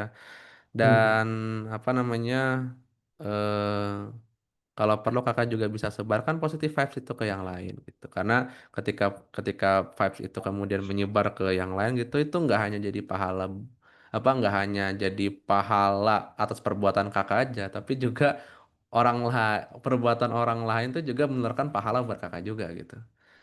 Kayak gitu. Jadi eh Sebelumnya selamat kakak sudah berjuang sangat berat gitu ya. Dan apa namanya eh, perjuangan yang tidak berat itu mungkin sekarang terbayar lunas ya di mana kakak still alive gitu ya. And still alive in this economy, in this apa ya, in this politics, in this apa, in this social media, in this apa, in this environment gitu. eh dan kakak masih hidup tuh hebat sih, kayak gitu. Saya mungkin nggak bisa jawab apa-apa gitu, tapi ya mungkin saran yang mungkin akan dianggap guna nggak guna gitu ya, yaitu apa, eh, mencoba mencari orang-orang yang suportif gitu. Dan apa, di antara di setiap inci bumi Allah Subhanahu wa Ta'ala itu pasti akan ada orang-orang baik, orang-orang solih. Kalau kakak Ahwat berarti orang-orang solihah gitu. Ya, itu kembalikan ke Kak Bintang. Terima kasih.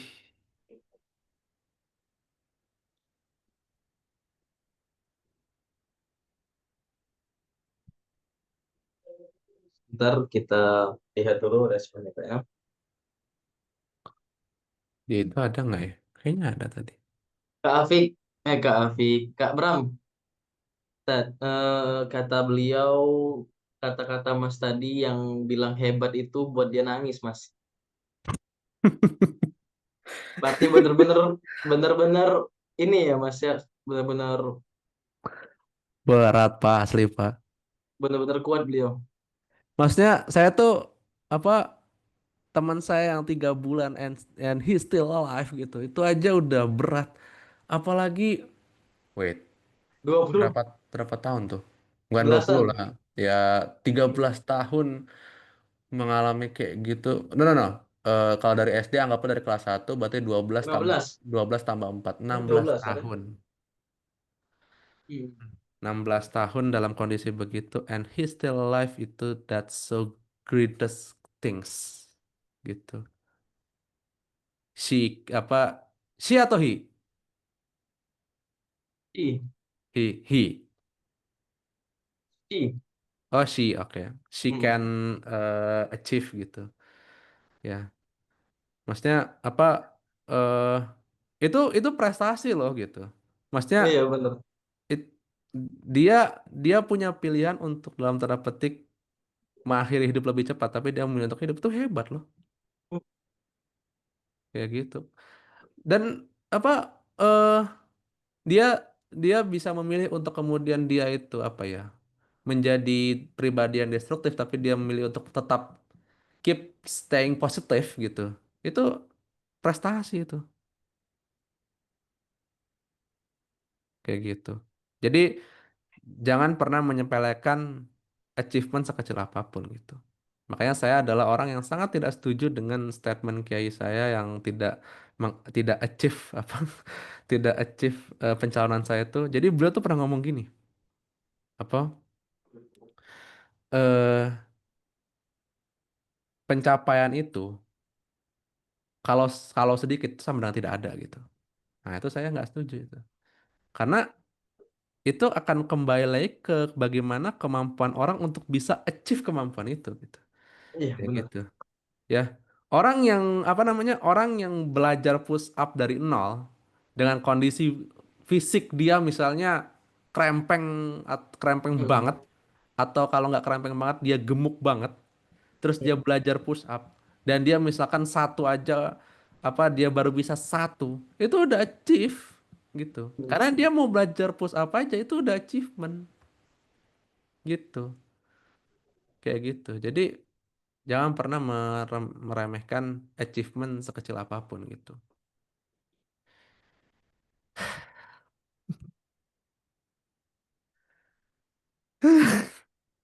Gimana ya Kak Bintangnya? Dan untuk tadi kakak yang tanya tadi yang tidak mau disebutkan, ya kakak harus tetap kuat, mbak harus tetap kuat, jangan sampai terpikir hal-hal yang aneh. Karena sejauh ini bukan waktu yang sebentar untuk bertahan sampai 16 tahun. Kadang saya juga punya teman itu 1 tahun, 2 tahun pengalaman dibully ketika SMP, 2 tahun. Itu sudah jadi kayak bener-bener apa ya kak ya, beban pikirannya tuh berat banget. Sampai ada yang tadi kayak kata kakak tadi kan melukai dirinya. Sampai ada yang teman saya tuh mabuk. Nah, beda-beda cara mereka apa menghadapi itunya kan. Dan tadi Mbak ini termasuk salah satu yang benar-benar hebat. Tapi Gimana dari bentar, Ana mungkin mau sedikit ngasih semacam POV berbeda gitu. Jadi gini, kita itu kadang gitu, ketika kita mendapati sesuatu peristiwa di mana ada korban dan ada pelaku gitu misalnya. Nah, kita tahu nih pelakunya siapa gitu, dan pelakunya Hmm. anggaplah minta maaf gitu. Nah, kita jangan sampai kemudian turut serta untuk apa ya, memberikan tekanan mental kepada pelaku gitu. Kenapa? Karena kalau kita apa namanya, kita ntar bedanya apa sama dia sebagai pelaku coba? Hmm. Kayak gitu. Padahal ya ada sanksi sosial. Maksudnya nama dia kan dari mana-mana nih gitu. Ya Hmm. udah itu apa, eh, secara otomatis dia akan dikucilkan sama lingkungannya gitu. Tapi ya udah sampai situ aja, nggak usah kemudian sampai apa kita bully terus kita doxing gitu enggak. Sanksi sosial tuh udah lebih dari cukup. Atau yang kedua adalah kalau sampai pada tindak pidana, ya kita kawal proses hukumnya gitu. Kita awasi, kita apa namanya, kita kita awasi polisi, kepolisian atau siapapun yang menangani itu agar kasusnya bisa tuntas seadil-adilnya gitu. Dan dia mendapatkan ganjaran yang pantas gitu. Mendapatkan hukuman yang setimpal ya. Bukan dengan cara ngebully dia balik. Kalau gitu bedanya kita sama dia apa gitu. Bedanya dia mungkin pakai omongan langsung, kita pakai ketikan. Dan kita tidak dan kita secara tidak sadar memproduksi para pembuli-pembuli baru yang bisa jadi jauh lebih destruktif gitu. Ya, jadi ini tolong banget nih ya kakak semua nih ya. Tolong jarinya dijaga betul ya setiap kali ada yang apa namanya, tolong jangan reaktif. Kumpulkan informasi sebanyak-banyaknya dan bereaksilah sewajarnya saja. Gitu, Hmm. guys. Ya, apalagi nih ya, mungkin saya punya satu referensi bacaan yang bisa kakak-kakak semua baca untuk kemudian kakak-kakak tahu bahwa jangan sampai kakak-kakak ini menjadi apa ya, terjebak dalam sebuah agenda besar. Ada yang tahu ini bungkam suaranya JS Khairan?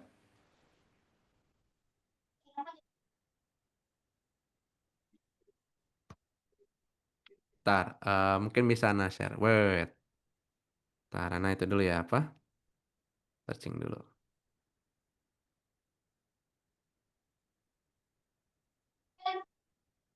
Nah, mana ya? Bisa share screen nggak? Oh bisa nih. Bisa bisa Mas. Oke. Nah, bukunya tuh yang ini nih. Ya, di Gramet ada, kalau kakak punya uang bisa beli. Ini ya, kalau nggak salah waktu itu 100 berapa ya ini bukunya. Tapi Ana waktu itu beli cuma 54.000 karena ada event.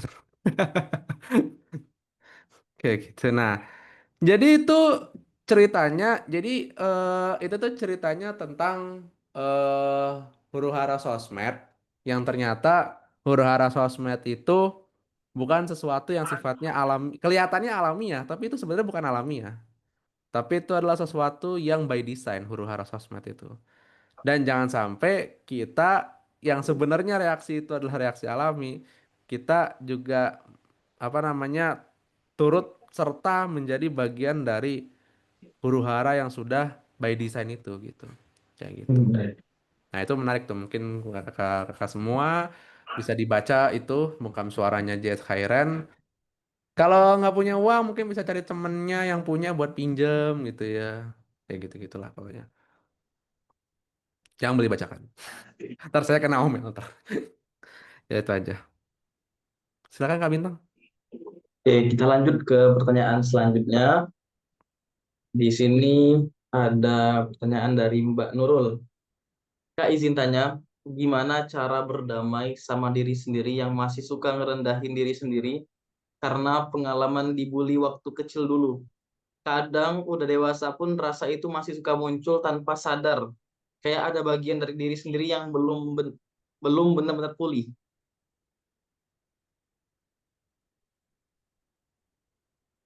Em, Ntar, nah harus hati-hati nih ngomongnya. Enggak maksudnya apa ya?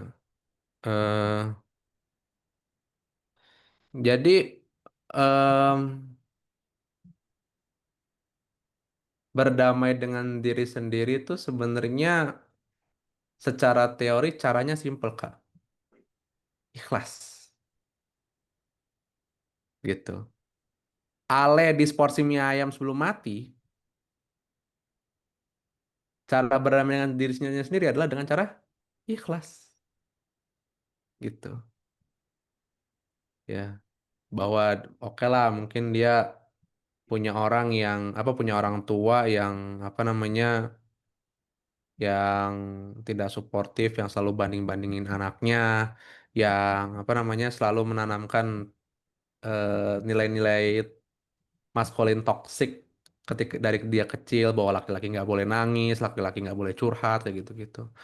Atau misalkan rekan-rekan di kantornya yang nganggap apa namanya dia tuh kayak bau atau apalah gitu-gitu, atau nganggap badannya tuh terlalu gempal, terlalu apa gitu-gitu. Tapi dia kan tahu kalau di antara semua orang-orang kantor yang brengkes-brengkes itu kan masih ada satu orang yang mensupport dia. Siapa coba? Mungkin yang udah baca mungkin tahu siapa. Dia adalah OB-nya, Lukman namanya. Gitu. Yang bahkan dalam cerita itu, mungkin ini agak sedikit spoiler ya guys. Jadi mohon maaf gitu ya. Jadi ketika si Ale itu mau merayakan ulang tahunnya waktu itu, lalu dia membawa se apa namanya satu loyang kecil kue pandan dan tidak ada teman-teman kantornya yang bahkan nyentuh kue itu aja nggak ada gitu.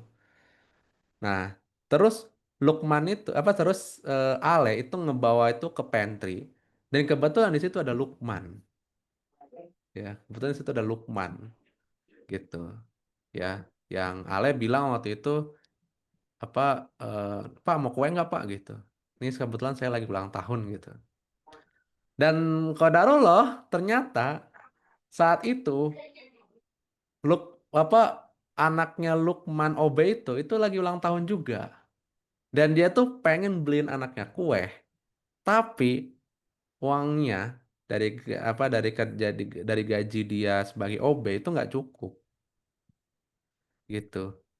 Nah, dan dia apa namanya? Tadinya dia ya udah mau maksain mau beli kue aja.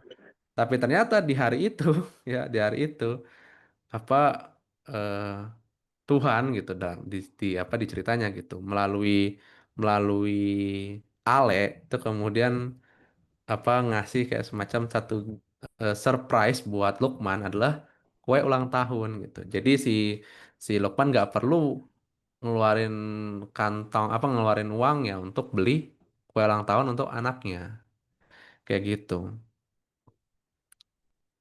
Mungkin secara teori simpel ya Kak. Secara teori untuk bisa bernama dengan diri sendiri itu adalah ikhlas. Itu mungkin secara teori simply. Tapi se apa namanya secara praktek tuh berat sekali, jelas gitu dan eh itu prosesnya setiap orang beda-beda gitu. Ada yang bisa cepat menerima, ada yang juga lama gitu. Tapi eh proses apa namanya trying to trying to apa namanya achieve ourselves tuh emang butuh perjuangan besar sih Kak dan yang bisa kakak lakukan ketika kakak tidak bisa memaafkan diri sendiri untuk sekarang adalah ya apa mencoba mencari apa yang apa mencoba untuk mencari apa hal-hal positif yang bisa kakak raih gitu. Karena dalam hidup kakak yang berantakan itu, ya mungkin gitu kan saya nggak tahu kehidupan kakak in real life-nya gimana ya kak gitu. Tapi kalau memang hidup kakak seberantakan itu, setidaknya ada satu atau dua hal positif yang bisa kakak syukuri gitu, untuk bisa apa namanya menjadi energi positif gitu. Bahkan kakak sekarang masih hidup pun itu udah nilai positif loh kak. Ketika kakak mungkin dalam satu hari kepikiran apa gua mati aja ya gitu. Tapi kakak tetap memilih untuk hidup, itu hal positif loh kak, gitu. Atau misalnya apa namanya, ketika kakak gitu nggak sengaja ketemu anak kecil yang lagi ngejajain tisu, ngejajain permen, terus kakak memutuskan untuk beli, gitu. Walaupun kakak tahu kakak nggak butuh gitu. Tapi itu bisa juga jadi achievement positif bahwa kakak ternyata dengan kondisi kakak yang ternyata dulunya orang yang pernah dibully atau apa, ternyata kakak masih punya empati dan itu sesuatu yang apa namanya, sesuatu hal yang positif gitu. Ya gitu. Jadi eh, selain dengan cara mengikhlaskan diri adalah kakak mencoba mencari di antara semua runtutan kakak, hidup kakak yang mungkin berantakan karena saya nggak tahu hidup kakak seberantakan apa gitu. Mencari hal-hal yang apa yang bisa kakak achieve sebagai sebuah pencapaian positif gitu. Dan bare minimumnya adalah bahwa kakak hari ini masih hidup. Ketika kakak mungkin di satu hari pernah kepikiran untuk suicide, suicide atau mungkin mengakhiri hidup lebih cepat. Ya gitu ya Kak, mungkin apa jawaban ini kelihatan tidak membantu tapi ya itu jawaban yang bisa Anda berikan Kak. Terima kasih. Iya, terima kasih banyak Kak Bram. Gimana nih dari Mbak Nurul? Apakah masih ada yang eh, ingin ditambahkan? Baru lain ya. Oh, iya. Untung ini nggak ada soundtrack sedih. Sebenarnya tanpa soundtrack sedih ini udah sedih sih gitu. Justru Iya, justru apa ketika sesuatu untuk sedih aja harus distimulasi pakai soundtrack itu berarti sedihnya nggak alami guys. bener bener. Heeh. Kita tuh tanpa apa ya? Kita tuh kalau emang literally kita itu adalah apa adalah sebuah ekspresi yang natural yang alami tanpa tanpa soundtrack soundtrack sedih kita tuh sudah bisa menumpahkan kesedihan itu gitu. Dan kayaknya malam ini tuh adalah forumnya gitu, forum di mana apa ya kalau memang kakak merasa bahwa apa kakak waktunya sedih ya sedih ya. Dan kakak semua apa eh jangan pernah malu untuk eh jangan pernah malu dan merasa bahwa terutama yang Ikhwan ya, ya kan Nurdin dong nih adanya. Karena ada anggapan kan kalau laki-laki tidak bercerita, laki-laki tidak menangis gitu. Padahal kalau kakak-kakak tahu, marah, menangis itu adalah ekspresi emosional yang sifatnya alami dan itu fitrahnya manusia gitu. Jadi mencegah apa namanya? Jadi eh, melarang orang untuk nangis, melarang orang untuk marah itu adalah sama saja seperti melarang orang untuk kawin gitu.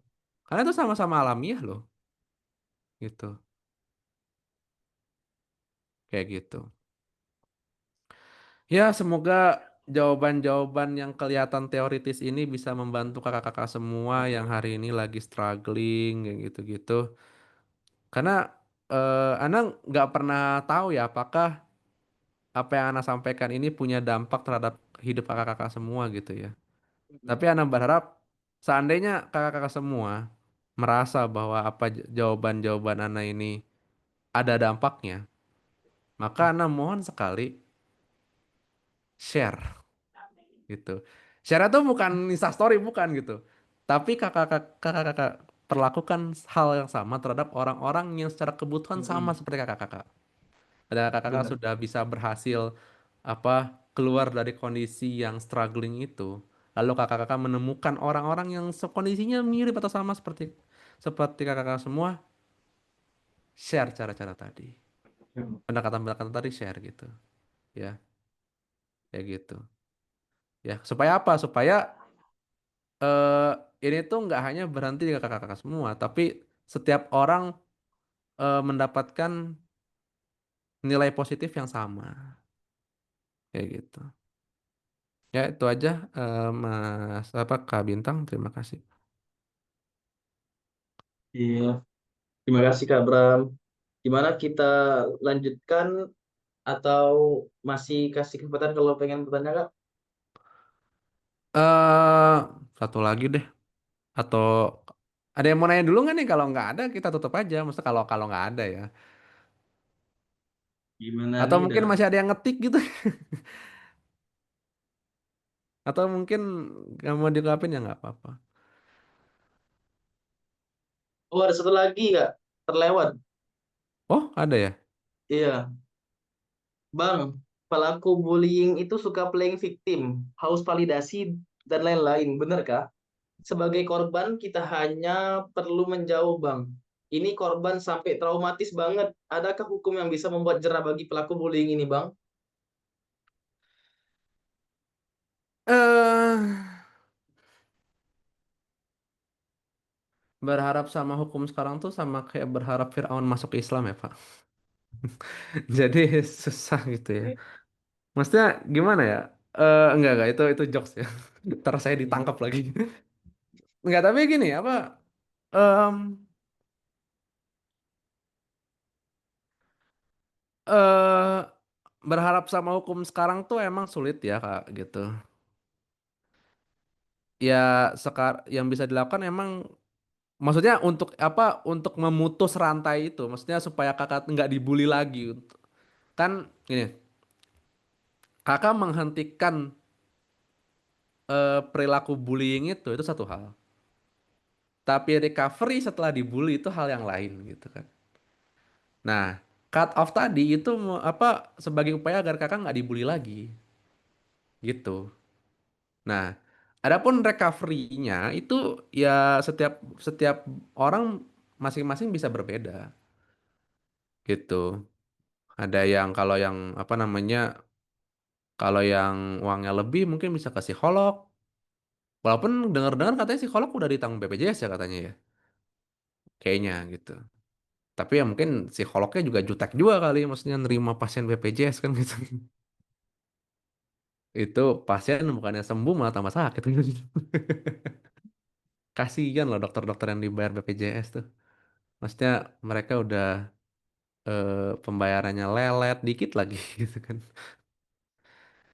Maksudnya bukan dari pasiennya ya, tapi dari pihak BPJS-nya gitu. Kayak gitu. Kayak baik lagi. Kalau mungkin kakak kakak nggak punya apa ya, nggak punya uang lebih gitu ya, mungkin bisa apa namanya ya hidup di lingkungan yang suportif aja gitu, kayak gitu. Atau kalau misalkan kakak hidup sebatang kara sendiri, ya satu-satunya cara mungkin ya mencari gitu, kayak gitu.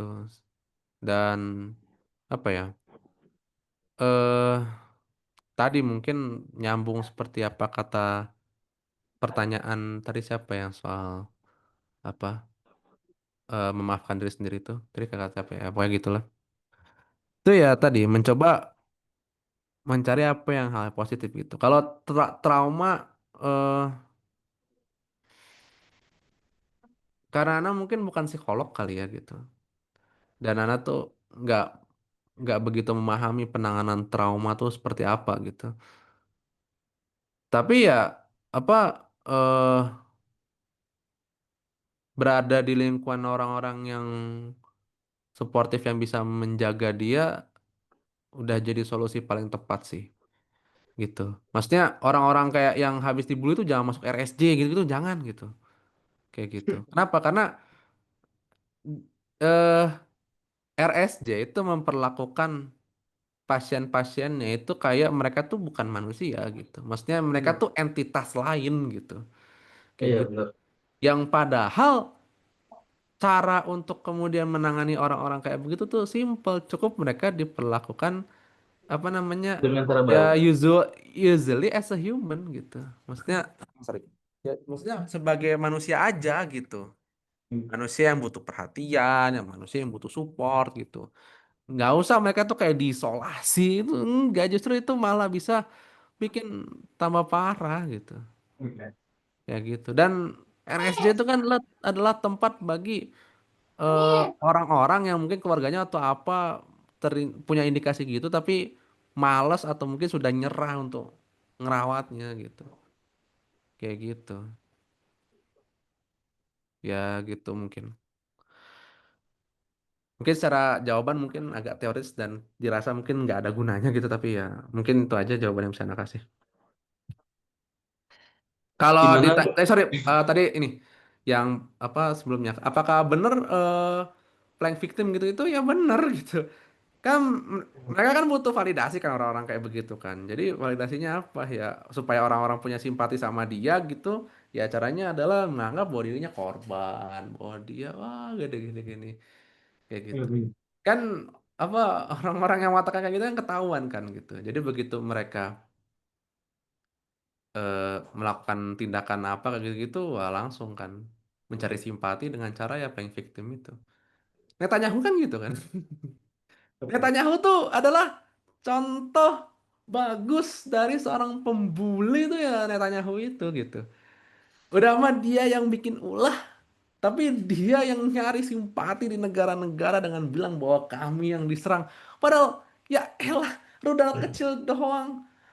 Yang itu Israel kan selalu ngeklaim kan yang tanggal 10 Oktober kalau nggak salah ya, yang pertama kali Iya, 23 itu. Nah, itu kan sebenarnya kan cuma percobaan percobaan misilnya Hamas yang mungkin kecil kan gitu. Maksudnya dampaknya apa sih gitu? Maksudnya level Hamas doang gitu kan. Maksudnya level benar. level militan level militan sipil ngelawan negara gitu. Negara yang disupport negara negara juga gitu. Tapi bisa tembus itu kan dua hal. Satu emang pertahanan udara Israel selemah itu, nggak seperti orang-orang kira. Atau emang Israelnya sengaja ngepur gitu, buat alasan. Oh kami diserang gitu ya. Udah gitu nggak adil lagi. Udah diserangnya satu misil, dua misil, dibalasnya ini ribuan rudal, ribuan apa, terus pasukan darat turun tangan. Nah, itu tipik liter apa definisi pembuli yang apa namanya yang harusnya apa ya dia harusnya orang-orang kayak gitu yang harusnya kita serang gitu. Ya itu deh.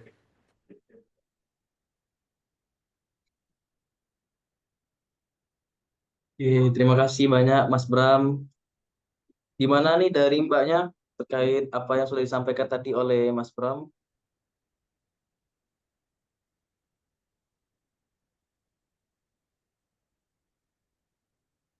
Kayaknya ini pertanyaan terakhir ya Mas ya. Kayaknya Ada terjawab Kak. Alhamdulillah. Ada eh, penutup Kak yang ingin sampaikan? ya.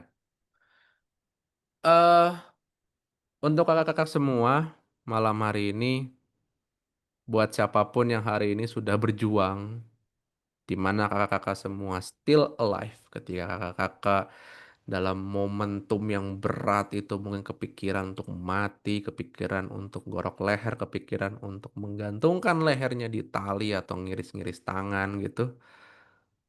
Tapi kakak-kakak semua memutuskan tetap hidup, kakak-kakak semua itu hebat gitu. Ya, apa jangan pernah menganggap orang-orang yang menganggap kakak-kakak semua lebay lah apaan gitu. Orang-orang kayak Timothy Ronald yang menganggap bahwa problem mental itu lebay gitu. Apa eh berarti dia tuh tidak pernah memahami bahwa manusia itu tidak hanya dimensi secara intelligence, tapi juga dimensi emosional gitu. Bener. Nah, kayak gitu. Itu yang sering kali dilupakan oleh orang-orang kayak Timothy gitu kan. Yang dimana manusia tuh harus kayak robot. Jadi semua orang tuh harus kayak Halan gitu kan. Ya mungkin nggak tahu apa kakak semua di sini nonton bola gitu. Tapi ya apa ya Halan tuh dijulukinya robot gitu kan. Karena dia tuh udah mah gede, apa keker serem gitu kan. Terus setiap pertandingan ngegolin gitu kan. Ya gitu-gitu. Ya. Dan kakak semua, eh Mau sehidup apa ya? Nonton MotoGP? Oh, siapa? Marquez atau Bagnaia atau Martin? Oke, kita lanjut. Eh, oh, ini mah old school. Oke, balik lagi. Oke, eh dan seberantakan apapun hidup kakak-kakak semua hari ini, setidaknya ada satu hal yang kakak-kakak semua secara positif itu achieve. Apa? Fakta bahwa kakak-kakak semua hari ini masih hidup gitu. Dan pesan buat dari Ana untuk semuanya dan untuk Ana pribadi khususnya, eh manusia itu tidak hanya soal kecerdasan intelektual, tapi juga kecerdasan emosional gitu. Karena eh emosional tanpa tanpa intelektual jadinya sebuah ledakan, tapi intelektual tanpa emosional namanya robot. Dan hidup ini tidak sesimpel rumus matematika. Maka semua, mari kita senantiasa bersyukur untuk hal-hal kecil yang kita capai hari ini, seberantakan apapun hidup kita, bahwa hari ini kita masih bisa makan, hari ini kita masih bisa hidup, bahwa hari ini kita masih bisa menyimak kalimat-kalimat positif gitu.